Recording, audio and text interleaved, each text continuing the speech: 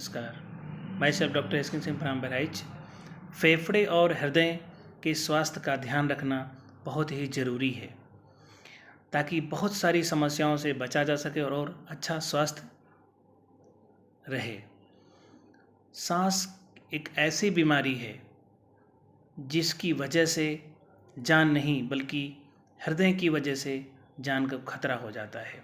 COPD एक ऐसी बीमारी है जिसकी वजह से छाती में लगातार कसाव बढ़ना, सांस फूलना, घबराहट होना जैसे लक्षणों के कारण COPD से पीड़ित कई लोगों को हृदय संबंधी समस्याएं बढ़ जाती हैं।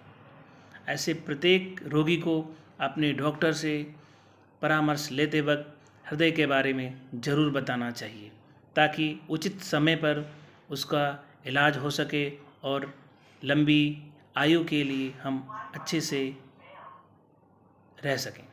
नमस्कार।